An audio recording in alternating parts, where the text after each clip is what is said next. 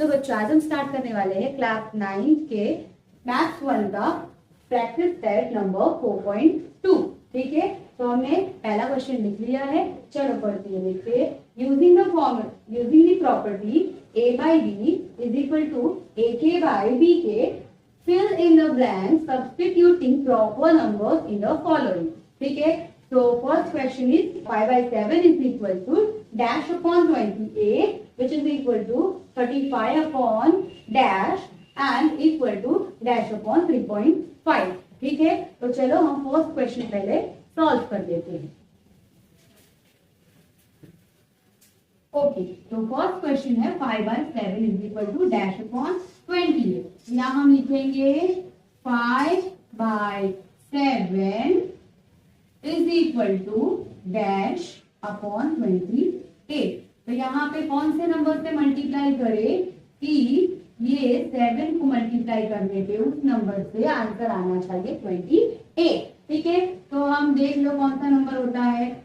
7 4 अगर हम कर दे तो आ जाता है 28। तो जो नंबर से यहाँ मल्टीप्लाई किया है वही सेम नंबर से हमें ऊपर भी मल्टीप्लाई करना है। ठीक है, तो यहाँ पे लिखोगे 4, तो ये क्या बन जाएगा 5 4 20 अपॉन 7 4 28। ठीक, अब नेक्स्ट क्वेश्चन, नेक्स्ट वाला हम करेंगे इसको सॉल्व। तो यहाँ पे लिखेंगे 5 by 7 इज इक्वल टू 35, तो 35 अपॉन डैश। ठीक है, तो यहाँ क्या लिखेंगे, कौन सा नंबर है जिसको 5 से मल्टीप्लाई करेंगे तो 35 आएगा। तो यहाँ पे लिखोगे 5 इंटू एंड 7 इंटू। ठीक है, तो 5 इंटू 7 करोगे तो 5 7 35 आता है। अब वही सेम चीज यहाँ पे भी हम करेंगे 7 इंटू 7, तो क्या आ जाएगा 5 7 35 एंड 7 7 49। ठीक, नेक्स्ट वाला करते हैं। तो नेक्स्ट वाला 5 by 7 इज इक्वल टू, यहाँ पे देखो अपॉन में 3.5 है, तो यहाँ लिखोगे डैश, यहाँ लिखोगे 3.5। तो क्या आ जाएगा, कौन सा नंबर लिखे 7 में मल्टीप्लाई करें कि मल्टीप्लाई करने पे आंसर आ जाए 3.5। तो हम देख लो 35 है, 7 को अगर हम 5 से मल्टीप्लाई करेंगे तो क्या आता है 35। तो यहाँ पे हम कर देते हैं 0.5। 0.5 क्यों किया, क्योंकि यहाँ पे एक डिजिट के आगे देखो पॉइंट है, तो ये पॉइंट कब आएगा जब हम 0.5 से मल्टीप्लाई करेंगे। यहाँ पर भी 0.5, तो करके देख लेते हैं। 5 5 का कितना आता है 25 और आगे एक 0, यहाँ एक डिजिट के आगे है तो एक डिजिट के आगे पॉइंट।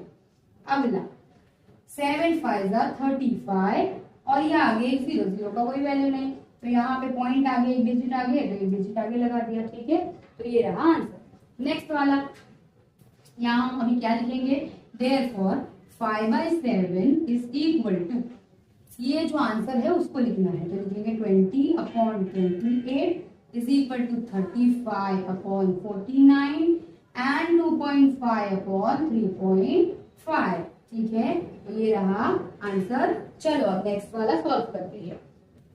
नेक्स्ट वाले के लिए क्या लिखेंगे 9 by 14। 9 by 14 is equal to 4.5 upon dash. तो यहाँ क्या सॉल्व करें, क्या लिखे, तो यहाँ पे लिखेंगे 9 अपॉन 14 इंटू 9 में क्या मल्टीप्लाई करें कि 4.5 आंसर आए। आपको दिख रहा है 4.5, तो 4.5 का डबल करते हैं तो आता है 9। इसका मतलब अगर हम 9 को 0.5 से मल्टीप्लाई करेंगे तो 4.5 मिल जाएगा। 0.5 का मतलब हाफ होता है, तो 9 का हाफ करेंगे तो मिल जाएगा 4.5। वैसे नीचे वाले को 14 से भी 0.5 से मल्टीप्लाई कर दो तो क्या मिलेगा, फर्क करके देखते हैं। 9 5 45, ये आगे 0 और यहाँ पे एक के आगे पॉइंट है तो एक डिजिट के आगे पॉइंट। अब यहाँ 14 इंटू 5, 14 5 70, तो यहाँ लिखेंगे 70 के आगे देखो एक डिजिट आगे पॉइंट है तो यहाँ लगा दिया पॉइंट। ठीक है, तो इसको हम ऐसे लिख सकते हैं 4.5 अपॉन 7। ओके, नेक्स्ट करते हैं। नेक्स्ट है 9 अपॉन 14, तो यहाँ आ जाएगा, यहाँ पे ये दिया है डैश अपॉन 42। तो क्या मल्टीप्लाई करें कि 9 बाई 14 को कौन सा नंबर मल्टीप्लाई करें कि 42 आएगा। तो 14 3 जा होता है 42। यहाँ पे ऊपर भी 3 से मल्टीप्लाई करो तो यहाँ लिखेंगे 9 3 जा 27 अपॉन 14 3 जा 42। The next one is 9 by 14 which is equal to dash dash dash upon 3.5। तो यहाँ हम क्या लिखेंगे 9 इंटू अपॉन 14 इंटू 3.5 करना है। तो कौन सा नंबर मल्टीप्लाई करें 0.25 करेंगे। 0.25 ऊपर भी 0.25 मल्टीप्लाई करके देख लो कितना आता है 14 और 0.25 का। तो यहाँ पे आ जाएगा 5 4 जा 20 2 कैरी 5 1 जा 5 और 2 7 2 4 जा 8 and 2 1 जा 2। Here 0 and 0 we will get 0 7 and 8 is 15 1 carry 2 1 is 3 and the 0। तो दो डिजिट के आगे पॉइंट दो डिजिट के आगे पॉइंट लगाया 3.5। यहाँ हम क्या लिखेंगे 9 इंटू 0.25 ये भी मल्टीप्लाई कर लो 9 5 जा 45 4 कैरी 9 2 जा 18 and 4 22 दो डिजिट के आगे पॉइंट तो 2.25 और यहाँ लिखेंगे सेम ये 3.5। ये हमारा आंसर ठीक है।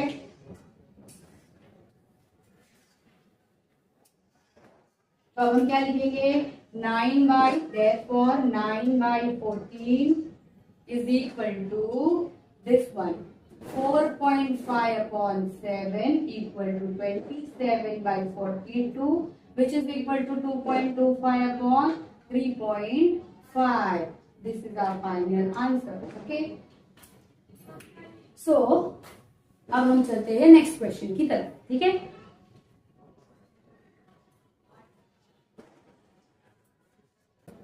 ओके बच्चों, तो अब सेकेंड वाला क्वेश्चन है find the following ratios.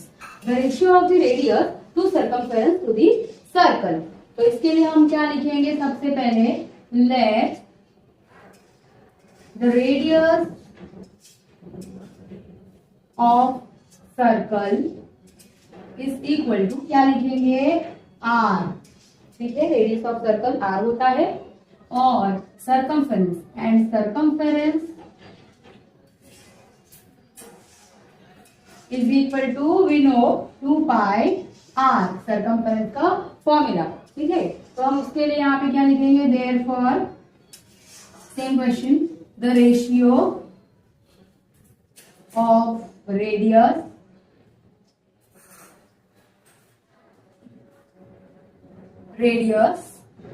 To circumference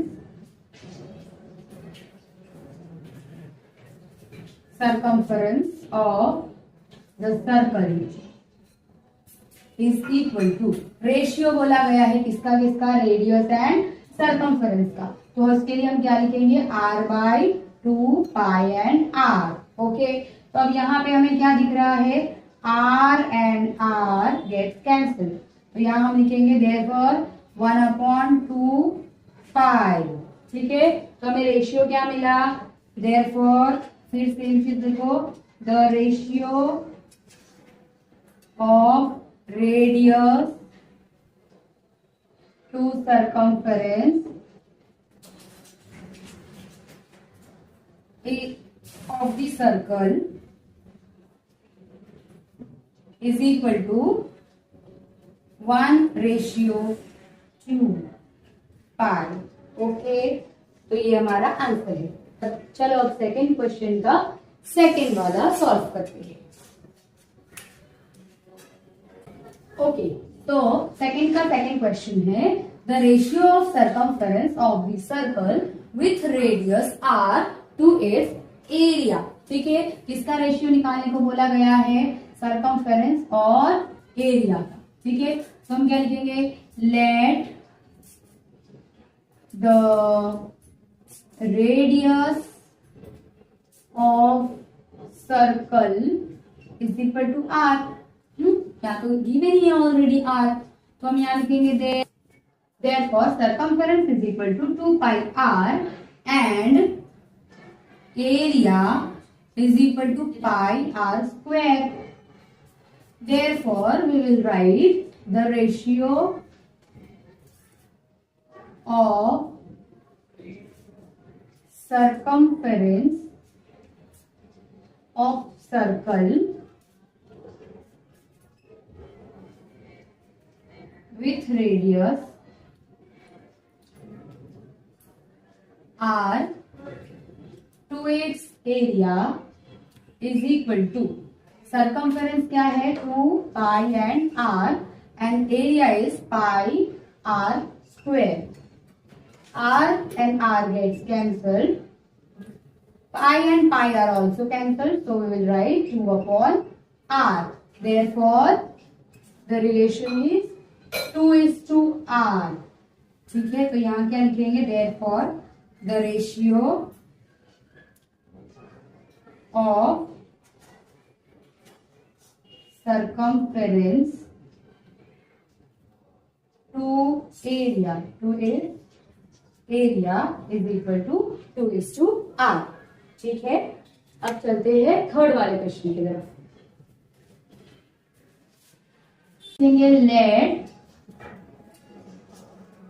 Let length of side, the length of side is equal to 7 centimeter and the diagonal of a square. Diagonal of square का क्या होता है फॉर्मूला, √2 इंटू साइड. ठीक है, तो हम यहाँ क्या लिखेंगे, √2 इंटू लेंथ, जो लेंथ है वही इसका साइड होता है, तो हम यहाँ लिखेंगे 7. तो आंसर क्या आ जाएगा, 7√2. ठीक है, तो इसके लिए हम यहाँ लिखेंगे देयरफॉर, क्वेश्चन जो लिखा है वही लिखना है, the ratio of diagonal of a square to its side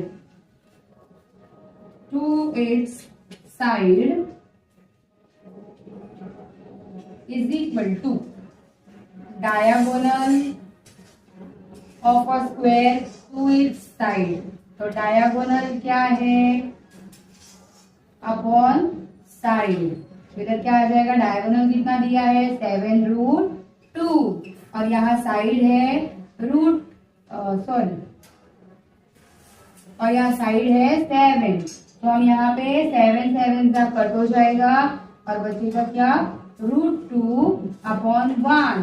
ठीक है, तो यहाँ हम क्या लिख सकते हैं, विच इज इक्वल टू √2:1. ठीक है, तो ये रहा हमारा आंसर. अब करते हैं fourth one.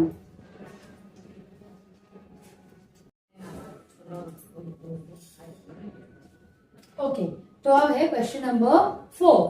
The length of sides of a rectangle are 5 centimetre and 3.5 centimetre. Find the ratio of its perimeter to area. ठीक है, तो हम उसके लिए क्या लिखेंगे, let the length of rectangle is equal to 5 centimeter and its breadth is equal to 3.5 centimeter. ठीक है, हमें क्या बोला, find the ratio of its perimeter to the area. ठीक है, तो यहां लिखेंगे देयरफॉर पेरीमीटर ऑफ रेक्टेंगल, क्या फॉर्मूला होता है, 2 इंटू एल प्लस बी. ठीक है, तो यहां हम लिखेंगे 2 into L is 5 plus B is 3.5. तो आंसर क्या आ जाएगा, 2, 5 एंड 5, 3, 8. ओके, तो 2 इंटू 8.5. अब हम क्या करेंगे, 2 5 are 10, 1 कैरी, 2 8 are 16 और 1 17। तो हमारा आंसर क्या आया? 17। अब हम निकालेंगे ऑल्सो। यहाँ पे देखो एरिया भी बोला, तो लिखेंगे area of rectangle. Area of rectangle क्या होता है? तो फॉर्मूला है L इंटू बी।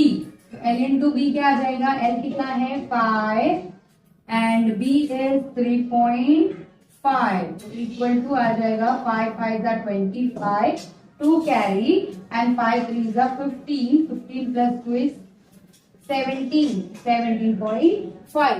हमें रेशियो किसका बोला है? Find the ratio of its perimeter to area. तो हम लिखेंगे therefore the ratio of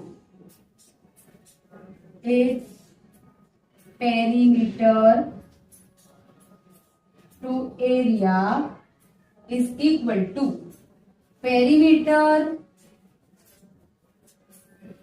upon area. Perimeter कितना आया है? 17 and this one area is 17.5। तो रेशियो क्या मिलेगा? यहाँ पे देखो 0.5 है, तो हम इसको कर सकते हैं 10 से मल्टीप्लाई एंड डिवाइड। ठीक है, तो यहाँ आ जाएगा, कितना आ जाएगा? 170 बाय 175। तो 170 175 5 के टेबल से कट करो।